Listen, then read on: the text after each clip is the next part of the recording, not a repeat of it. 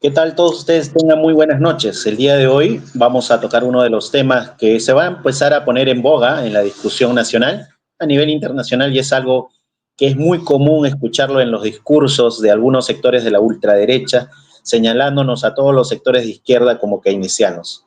Abiertamente nosotros desde aquí tenemos muy grandes diferencias con este sector que defiende las posturas de Keynes y el día de hoy vamos a tratar de desarrollar un poco esa perspectiva que tenemos. ¿Qué tal? Para esto estamos con Ricardo para conversar un poco. Ricardo, ¿qué tal? ¿Qué Saludos. tal, Víctor? Efectivamente, un fuerte abrazo a la distancia. Ya se empezó la carrera electoral. Hasta el momento hay 41 partidos que tienen inscripción vigente y 32 agrupaciones que están peleando por su inscripción. Además, ya hay un programa electoral aprobado. Hasta este 2 de agosto se cierran las alianzas electorales y el 23 de diciembre se presenta en la lista completa. Entonces, en este episodio vamos a discutir los límites del reformismo, ¿no? Y la salida, una auténtica salida transformadora, ¿correcto? Sí, sí, Ricardo. Es interesante ver que ya algunos ex candidatos creo que bajaron las banderas y otros están tratando de postular al Senado, mientras que Sí, alguno u otro está el buscando dónde Senado ir. el Senado es muy apetecible, ¿eh? O sea, todos aquellos que han sido congresistas, que hay de todos los colores, todos los sabores, están bien deseosos. Entonces, ese es el escenario. Y hoy vamos a discutir efectivamente los límites de reformismo y entre ellos la izquierda y el programa keynesiano que abraza. Antes de entrar ahí, como diría una connotada post-keynesiana, Joan Robinson, que es una economista británica, mientras que el objetivo de Marx era la caída del capitalismo, para Keynes su objetivo era salvar el capitalismo. Eso es para tener en cuenta de qué vamos a discutir hoy y cuál es el objetivo de Keynes. Dale, dale. Empecemos entonces un poco. Claro que sí. A Hay ver, unos conceptos previos, Ricardo, que se colocaban, ¿no? sí. ¿Cómo puedes Normalmente explicarnos de qué se habla? normalmente creo que cuando estamos en una charla, un debate, escuchamos decir economistas que hablan de neoclásicos, teoría del valor, ¿no? Y esto es un tema que amerita un poco más de explicación, ¿no? Ricardo, pero ahí hablando un poco, ya muy pocos hablan de teoría del valor. Creo que en la academia peruana, Claro. especialmente en la peruana, teoría del valor ya es un tema para muchos Claro. superado y en la cual su concepción parte de la lógica de lo que colocas acá, ¿no? Una concepción subjetiva sobre la función Claro. utilidad, ¿no? Claro, o sea, a los neoclásicos usualmente se les puede encontrar en alguna biografía como marginalistas, como subjetivistas, ¿no? O sea, se les puede asociar en la academia, ¿no? O trayéndolo al lenguaje común y corriente, aquellos que creen que el mercado se regula solo, ¿ya? O sea, si uno no se mete, el mercado se regula solo. Entonces, Sí, y pero Ricardo, acá hay un tema, o sea, y un poco para los que nos están escuchando, ¿no? Generalmente los escuchamos a estos grandes economistas o estos que como Miguel Castilla y otros, utilizan mucha matemática, Ricardo. Tú que eres claro, ingeniero, ¿qué opinas de este uso correcto, exagerado correcto. de la matemática? Correcto. O sea, esta corriente ha introducido mucho la matemática, ¿no? Por ejemplo, la famosa curva de oferta y empleo, la de Marshall, y muchos otros factores, usan las derivadas, las integrales. Es decir, para justificar un tanto sus salidas, emplean las matemáticas, ¿no? O sea, le quitan el carácter de economía política y simplemente lo lanzan como economía. Entonces, para más o menos graficar. Ahora, ¿por qué decimos conceptos previos, no? Porque la teoría de Keynes surge como respuesta a esta corriente de neoclásicos, ¿no? Entonces esto para tener en cuenta, ¿no? A quienes se le dice neoclásico. Y hay distintas escuelas, ¿no? Que la cual por cuestión de tiempo no abordaremos hoy, pero es en tanto tener en cuenta, ¿no? Ahora, sobre la teoría de valor de utilidad, estas corrientes dicen pues de que a diferencia de Marx, que decía que el valor es generado por el trabajo, esta corriente dice que el valor es generado por la utilidad de un bien. ¿Qué ¿Ya? es lo que dice Milei constantemente, Sí, Ricardo? sí, O sea, Milei lo repite hasta el hartazgo, ¿no? Y por lo tanto, a partir de eso crea un sustento para defender a la burguesía, porque para él la burguesía son los héroes, son los que crean la riqueza, ¿no? A partir sí, de sí, la generación de elementos que puedan ser útiles para la población. sí, sí, pues todo funciona en la utilidad. Entonces, si es que eh, todo está en función de la utilidad, el trabajo no tiene ningún significativo para ello, ¿no? Podemos continuar. Esto es como una introducción. A ver, ¿qué podemos decir de Keynes y la Gran Depresión al respecto?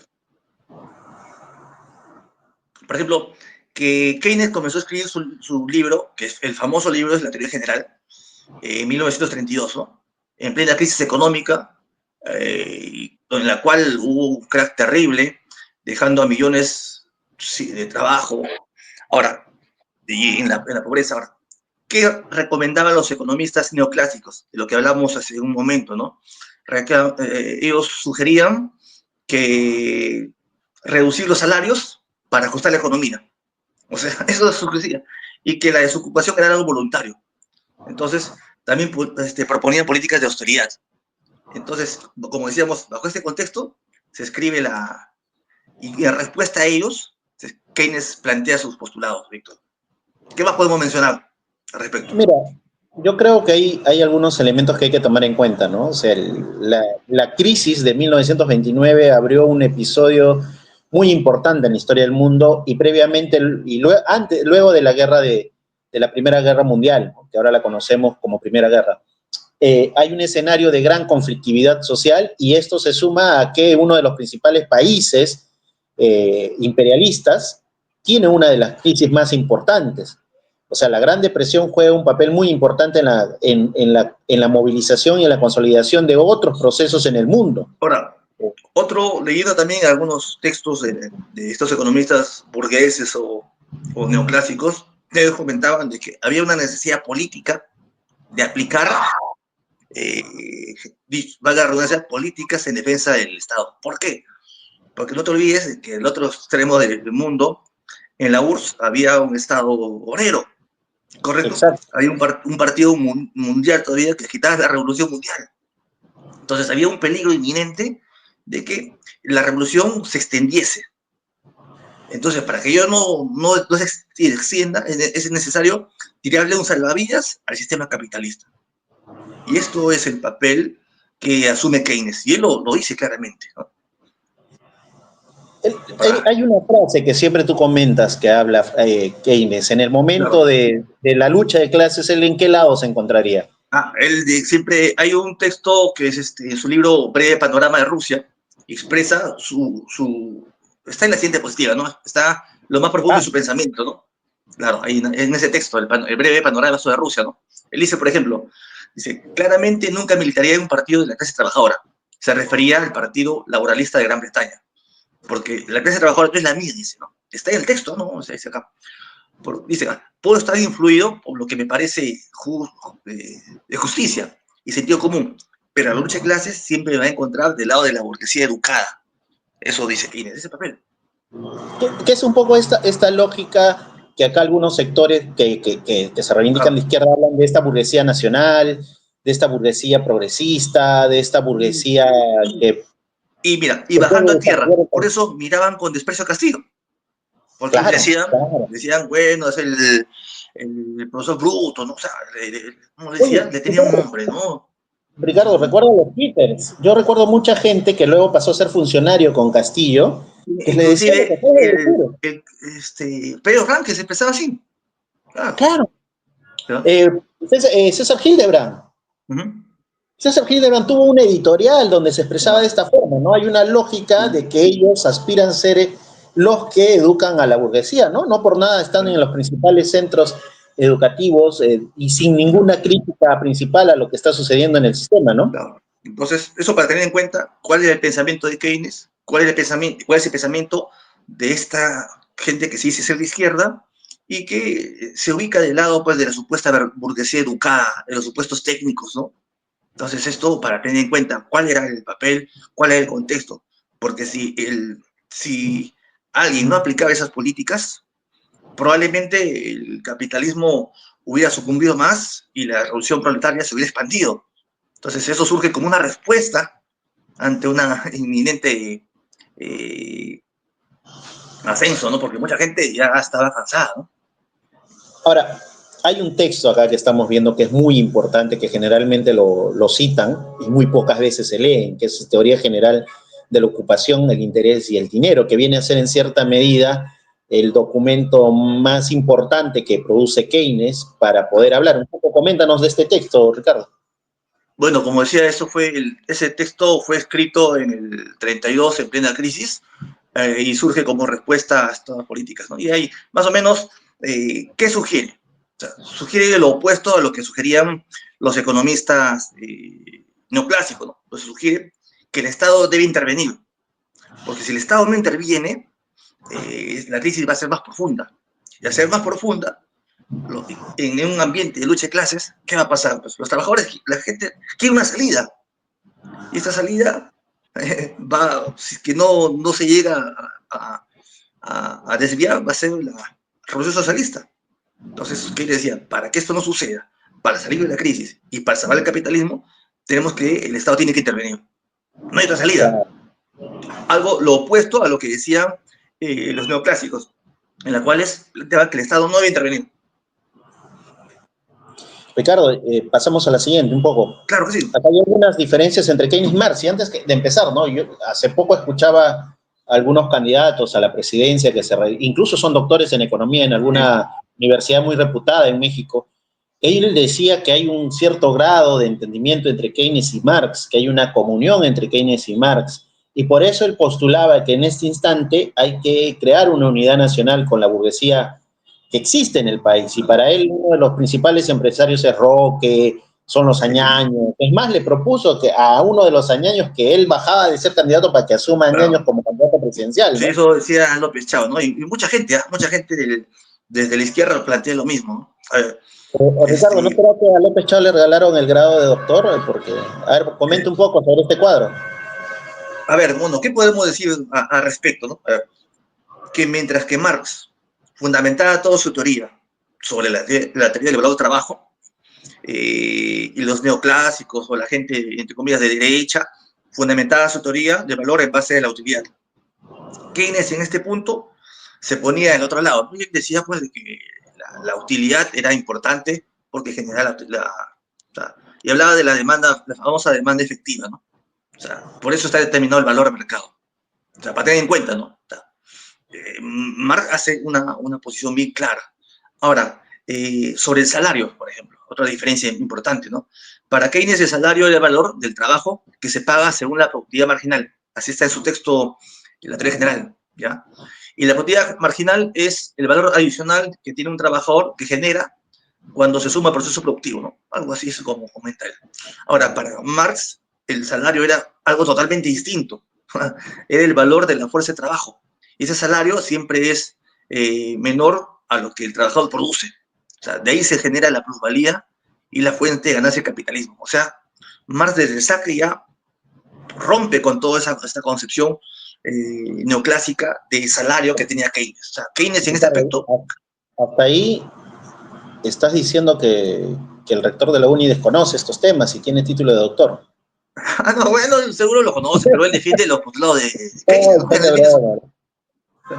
Claro. Ahora, al respecto también, sobre el pleno empleo, ¿no? Otro elemento muy importante y que estoy seguro que todos lo van a decir en las elecciones, ¿no? Ahora, mientras que para Marx era imposible el pleno empleo, ya que los trabajadores desocupados, o que como hemos llamado acá en nuestros programas, es el ejército industrial de reserva, y son necesarios para que exista el sistema capitalista, porque así ayudan a disciplinar a la clase trabajadora. Para en esta parte Keynes... es importante, Ricardo, ¿no? Marcar el ejército industrial de reserva. Claro. Porque hay estos sectores que te acompañan a López Chao que buscan reprimir al ejército industrial de reserva, ¿no? Por ahí pulula, en esta alianza pulula por ahí alguna que le gustaba perseguir a las vendedoras de huevitos de codorniz. Sí, a Susel Paredes, mucha gente, sí, efectivamente. O sea, hay sectores que consideran idealistamente que a partir de ciertas políticas de pleno empleo pueden lograr este tan anhelado, ¿no? Un poco lo que estás comentando en este pacto. O sea, vayamos viendo que mucho de su política que tienen está sustentada no en los presupuestos de Marx, por más fotos que se tomen con el capital, sino está más sustentada en los presupuestos de Keynes, ¿no? Claro, no, y Keynes se apoya en los neoclásicos, en eso, ¿no? En pleno empleo, ¿no? Eso es imposible. Ahora, sobre otro elemento, sobre para Marx esto es imposible, pleno empleo, no va a suceder. Ahora, sobre la tasa de interés, que es, ¿cuál es la consecuencia de enfoques políticos en la tasa de interés? Es un elemento importante. Para Keynes, la tasa de interés es un mecanismo técnico, un tecnicismo, que surge y que puede ser manipulado por el Estado. Es decir, el Estado puede subir la tasa de interés, correcto, ¿no? Y entonces justifica un capitalismo de Estado que suaviza la crisis, correcto, pero sin alterar las relaciones entre el capital y el trabajo, la contradicción. Por su parte, Marx no busca regular la tasa de interés. O sea, la política de Marx no tiene por objetivo subir la tasa de interés, nada, sino abolir la dependencia al capital y sometiendo todo a una planificación centralizada. Entonces te das cuenta de que distintos enfoques llevan a políticas distintas. O sea, todo ello... Hay que tener en cuenta, Ricardo, algo, ¿no? Que esta discusión de tasa de interés, del manejo monetario y todo lo demás, tuvo su más fuerte debate tal vez en la Revolución Rusa. El texto de Trotsky sobre la revolución traicionada grafica mucho de cómo fueron las políticas de Stalin en determinado momento sobre el manejo monetario y el manejo de las tasas de interés, que como tú bien acabas de decir, no parten de elementos materiales del desenvolvimiento de la economía, sino de elementos subjetivos, de aplicar una serie de políticas como si no tuvieran la materialidad vinculada a la plusvalía que se le extrae a la clase trabajadora, ¿no? Entonces, este tema de la tasa de interés, este tema de la política monetaria, hay una gran diferencia entre la percepción, entre la perspectiva marxista o la perspectiva de Marx y la perspectiva que tienen estos sectores que se reivindican keynesianos, ¿no? Sí. Entonces, ahora, esto es como, efectivamente, como mencionas, es decir, insisto en eso, las políticas, tener enfoques distintos nos lleva a tener políticas distintas. Otro elemento también sobre las crisis, ¿no? Por ejemplo, que mientras que para Keynes el Estado puede corregir las fallas del mercado, o sea, Keynes lo tiene así, ¿no? como políticas fiscales y monetarias, para Marx las crisis son inherentes al sistema capitalista y no se resuelven con reformas. Y la única solución es la abolición del sistema capitalista como tal. ¿No? Para tener en cuenta, ¿no? O sea, elementos opuestos, ¿no? Algunos pueden pensar de que, tal vez, ¿no? De que Marx era, no, perdón, de que Keynes era un marxista suave, moderado, no era así.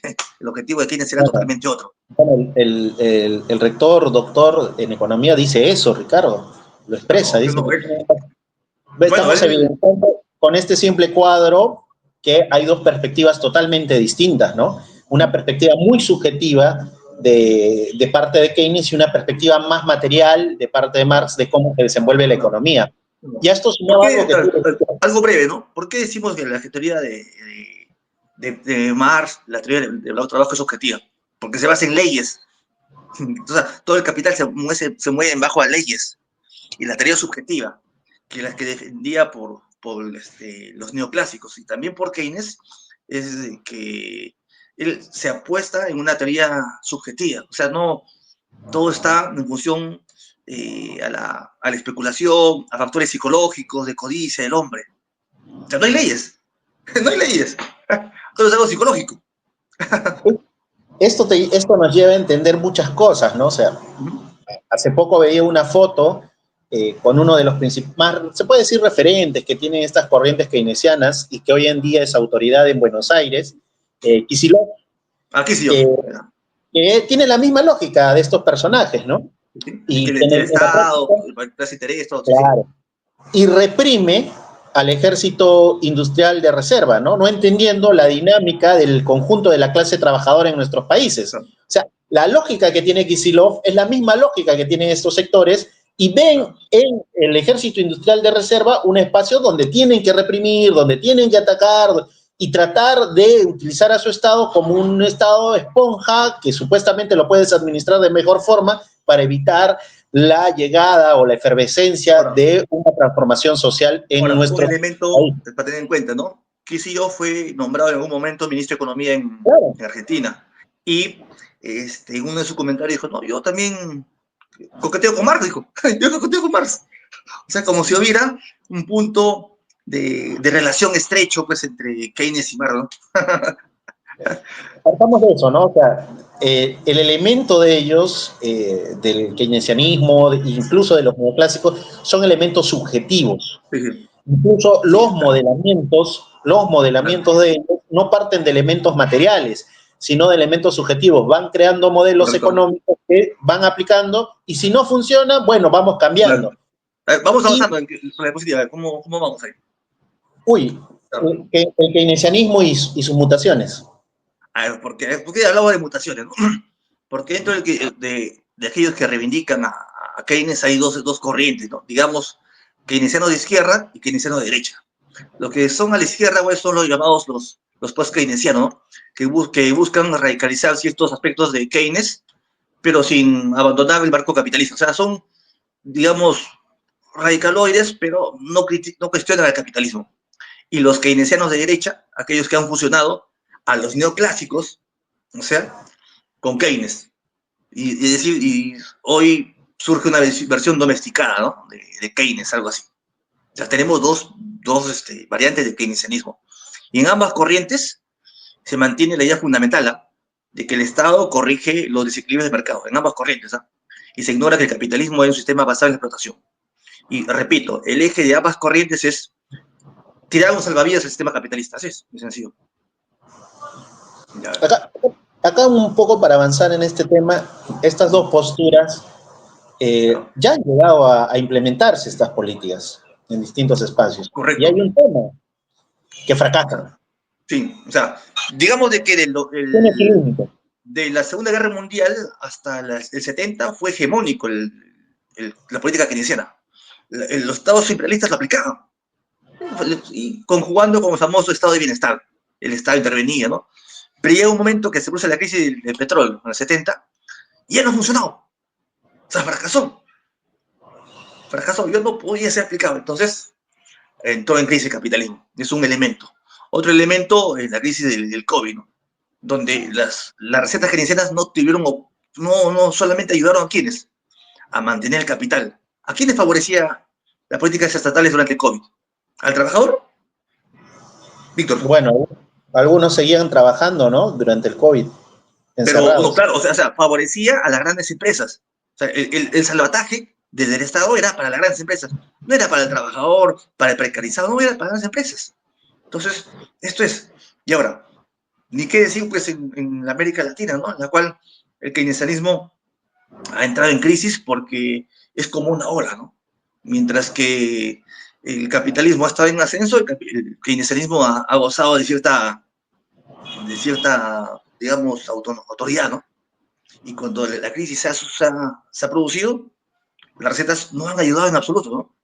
Eh, Porque no alteran el sistema de Ellos tenían explotación. una propuesta, Ricardo, en el 90, estos sectores de la izquierda peruana, de aplicar políticas tributarias en momentos de crisis, ¿no? O sea, una redistribución tributaria, políticas tributarias. A donde voy con esto es, siempre buscan alguna forma de recaudar de mejor forma algunas cantidades de dinero, ¿no?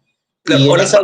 bajando a tierra, mira, es lo que la izquierda peruana nos va a decir en las elecciones, es que desde el Estado podemos curar los males de la sociedad. Desde el Estado podemos solucionar problemas de la salud, de la educación, del trabajo, de la discriminación hacia la mujer, desde el Estado. O sea, no entendiendo que en la sociedad el Estado no es neutro. O sea, es un elemento que nos llama.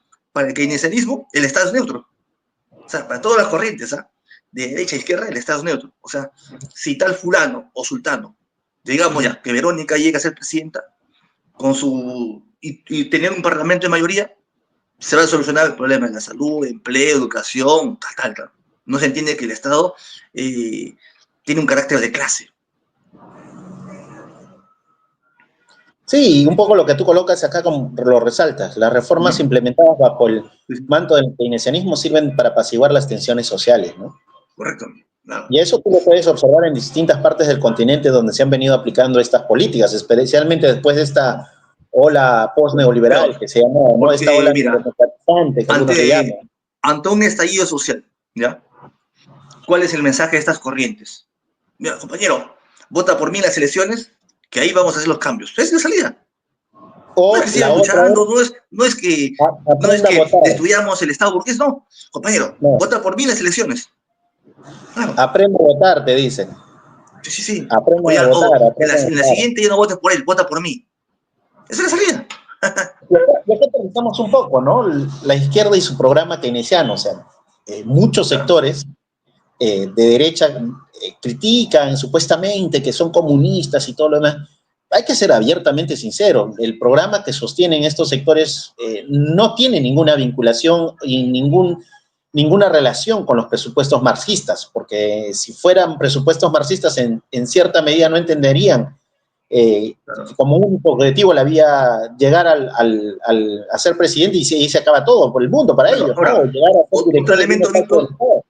Víctor, es de que desde el Estado de Dina Boluarte se aplican también políticas algunas keynesianas, ¿no? De que, contracíclicas, ¿no? Llamadas keynesianas, claro. Es lo que enseña la academia y es lo que aplica. Contracíclicas. O sea, es decir, Mira, que, acá vemos muchas caras, Ricardo, que las vamos a ver de nuevo en este proceso electoral. O sea, sí, sí. estos personajes se van al... Ah, mira, la propia Dina Boluarte era parte del equipo técnico del anterior gobierno, ¿no? Del gobierno al que le dio golpe de Estado. Y hoy en Sí, día sí. viene aplicando una serie de políticas de ajuste, especialmente este conjunto de normas que sacó en el primer año de gobierno, ¿no? O sea, Uh-huh. hay experiencias, bueno, acá hay experiencias de que estos programas en la práctica se agarran de un Ahora, ascenso de materias primas o de cualquier otro sector y empieza a haber recaudación en ahora, el mira, Estado. Pero cuando cae el mira. precio de esas materias primas, empieza el problema. Ahora, como en su momento la burguesía, la burguesía internacional, vio necesario aplicar el programa de Keynes y las recomendaciones para salvar el capitalismo, hoy yo, bueno, digamos que no entiendo el motivo por el cual desde la izquierda, sectores que se llaman de izquierda, abraza un programa de la burguesía, porque el programa de Keynes es un programa de la burguesía. Hay que decirlo así, es un programa de la burguesía. Pero desde la izquierda se abraza esa política. ¿Por qué? Porque, bueno, la izquierda en la actualidad, un gran porcentaje, abandonó la lucha de clases, no está por la toma del poder, está por la conciliación de clases. Entonces, en ese fin, se enriquece de estas políticas keynesianas, que desde nuestro punto de vista, y nosotros como el programa se llama Ideas Marxistas, que nosotros planteamos una salida desde la clase trabajadora. Y la salida keynesiana es una salida, como les volvemos a decir, como decía George Robinson, una connotada post-keynesiana. El objetivo de Keynes y de las políticas keynesianas es salvar el capitalismo. O sea, está bien. O sea, la lucha que hacen los compañeros, muy bien intencionada, gracias a estas direcciones, terminan tirándole unos salvavidas al capitalismo. Y nosotros consideramos que el capitalismo no hay que tirar salvavidas, porque es el problema de todos los males, sino hay que abolirlo. Y para eso necesitamos una política con independencia de clases, Víctor. Poco acá la Claro, izquierda y su programa, ¿no? Algunos de estos representantes que sostienen en muchos programas todos te regresar, hablan del Estado, el Estado, ¿qué sí, haga el Estado por aquí? Sí, sí, sí.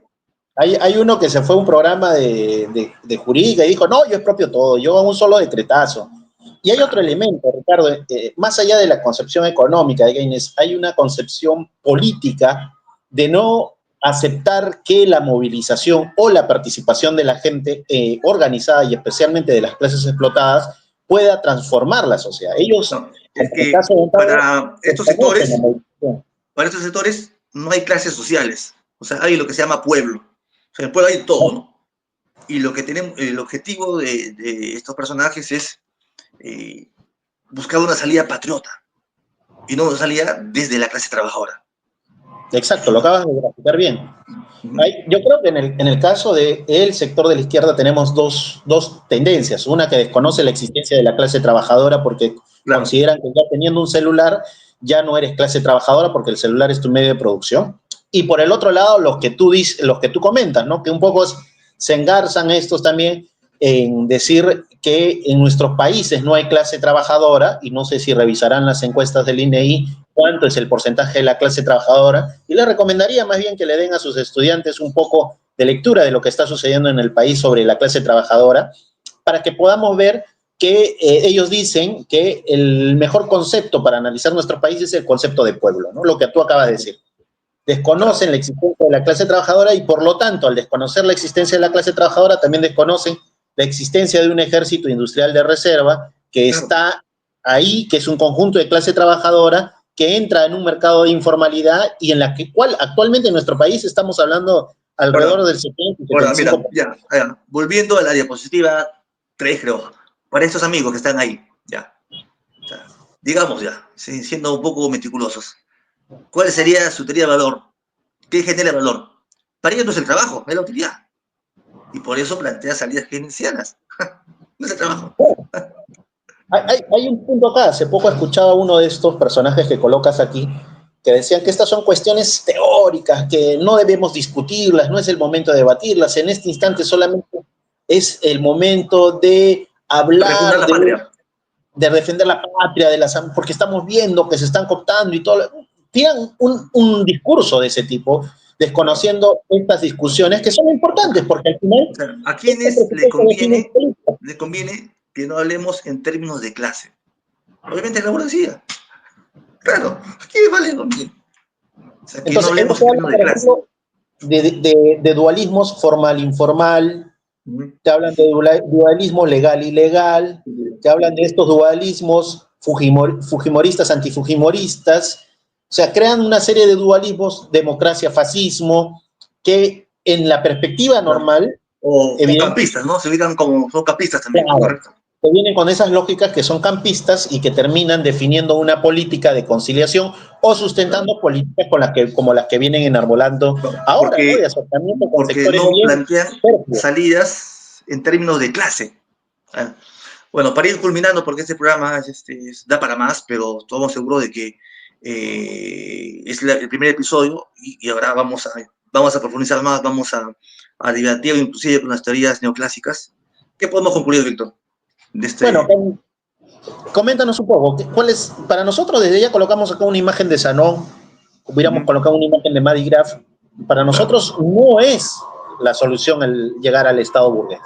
claro, ¿no? No, no, eso no. Para nosotros es la Claro, gestión obrera de los medios de producción, porque son ellos los que producen, sí, son sí. ellos los que generan lo que tú acabas de decir, el valor. O Entonces, sea, hay claro, que nosotros poner... ahí deslindamos con esta teoría de que el Estado es neutro, como lo dicen los keynesianos. No, para nosotros el Estado no es neutro, el Estado es un instrumento de dominación de una clase sobre la otra. Entonces ahí deslindamos con esta posición keynesiana, ¿no? Ahora, también con el carácter de rentabilidad que hablaba Keynes, ¿no? También deslindamos, ¿no? Porque, para, ¿cómo surge la rentabilidad? ¿Cómo surge la ganancia para Keynes? O sea, para Marx surge bajo la explotación. Y este sistema capitalista es un sistema basado en la explotación. Y si eso no se pone como punto de elemento, estamos caminando sobre agua. Hay otro elemento más, creo, Ricardo, ¿no? Que lo colocas acá. Para nosotros la solución no es regular el capitalismo, sino superarlo. Y eso implica principalmente hablar de las relaciones sociales de producción. O sea, ¿cómo modificamos las relaciones sociales de producción para poder Ahora, superar el capitalismo? yo te pregunto, Víctor, ya, no faltará algún compañero que diga, oye, compañeros, ¿ustedes cuál es la salida electoral que me proponen? Claro, Es lo primero que te van a decir en el debate, Ricardo. O sea, para nosotros ya, en este instante no hay una propuesta que enarbole el conjunto claro. de campo Nosotros de la clase no es trabajadora. que estemos tampoco, su salida es una salida desde la clase trabajadora, una propuesta que reivindique la clase trabajadora, que sea la clase trabajadora la que administre y controle la producción. ¿No? Para empezar, Algo totalmente distinto a lo que plantea la izquierda en general. nosotros tenemos que proponer claramente que llegando al Estado burgués no vas a solucionar absolutamente nada. Nosotros no Claro. creemos que llegando al Estado burgués vamos a poder cambiar las cosas. Creemos más bien que el conjunto de la clase tiene que empezar a asumir su capacidad de gestión, porque, Ricardo, yo te apuesto que mucho más sabe el trabajador que está en Cuajone, en la mina de Cuajone, que el propio gerente de Sauder, ¿no? O el CEO, claro, como tú acabas de decir, que este conoce más el mineral que el personaje que está sentado en México dirigiendo tal vez alguna parte de la empresa. Entonces, ¿a qué queremos llegar? O sea, si queremos en verdad salir de una crisis, este conjunto de medios de producción tienen que pasar en los que saben. ¿Y quiénes son los que saben? No, son los trabajadores. No es el personaje que está en la academia, como ha sucedido, o como ha sucedido hace poco, como en Petroperú. O sea, ¿quién va a saber más de educación? ¿Morgan Quero que truquea o los mismos maestros? O los mismos docentes universitarios. Exacto. O el caso Petroperú, Ricardo. Es la gran discusión. Petroperú, ¿quién sabe más? ¿El conjunto de los trabajadores o el personaje que se dedicó como 40 años a hablar del tema petrolero y cuando lo ponen como director, luego de haber sido... Y a robar del Estado, ¿no? Entonces, esa es nuestra salida, ¿no? Nuestra salida tampoco es anarquista, nuestra salida es una salida desde la clase trabajadora, que reivindique el papel de la clase trabajadora. Para concluir un poco, ¿cuál es nuestra postura? Las elecciones son un elemento táctico. O sea, nosotros consideramos que las elecciones tienen que ser el espacio de discusión y debate donde nos puedan permitir alcanzar este tipo de ideas. Y llegar al Parlamento es importante, ¿por qué? Porque en el Parlamento puedes enmascarar en su mismo espacio que su democracia, que en el fondo es una dictadura de la burguesía, termina evidenciando que no es nada democrática. Esto significa que nosotros no tenemos ninguna ilusión con las elecciones, ni que si fulano es congresista, no, ninguna ilusión, porque nosotros entendemos de que los males del capitalismo no se solucionan vía las urnas, no se solucionan vía el decreto, vía el parlamento. ¿Correcto? La única forma de que se supere todas estas condiciones es que se cambien las relaciones sociales de producción, Ricardo. Y modificar las relaciones sociales de producción implican una gran movilización. Y por eso que uno de nuestros presupuestos es apostar por la movilización, por la participación política del conjunto de la gente.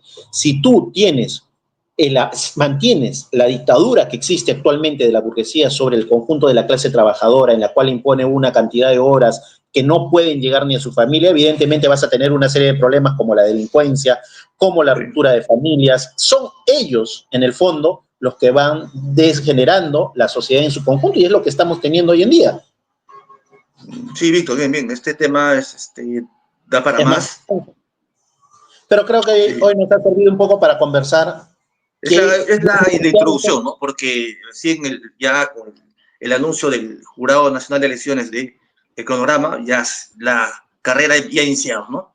Entonces, este programa inicial, el preelectoral, y vamos a ir desmenuzando todas las políticas electorales de las alianzas, los partidos de derecha, izquierda y todos aquellos que hemos querido hacer, Ricardo, en conclusión, es evidenciar que mucho de lo que nos van a venir a decir no van a decir que el Estado, que el otro, nada que ver con lo que estamos proponiendo. Nuestra propuesta no es la propuesta de Kicillof en Argentina. Es más, me daría vergüenza de tomarme una foto con Kicillof.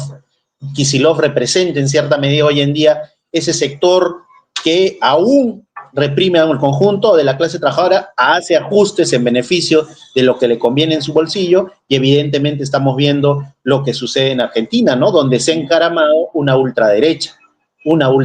La forma de detener a la ultraderecha no es otro elemento que ya se nos fue, ¿no? O sea, estas políticas keynesianas, neo-keynesianas, post-keynesianas, como al final, en una época de crisis, terminan aplicando el ajuste, ¿qué origina?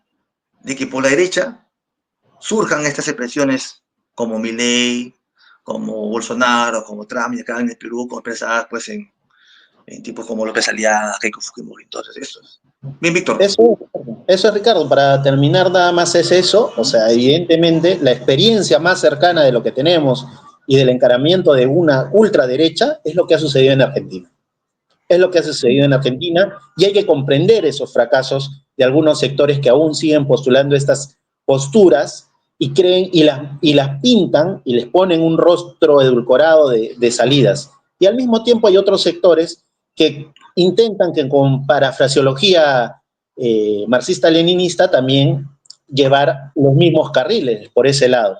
Nada más, O sea, Ricardo. no van a decir cuál es el enemigo principal, que esto, que lo otro. Bueno, ya, Víctor, esto da para Bueno, más. luego Ya ahorita iremos a va a debatir entrar en el otro siguiente programa programa también a continuación. sobre la dialéctica y empezar a desenmascarar estos temas de contradicción principal, contradicción secundaria, estas lógicas campistas que en su lógica es muy común escucharlos.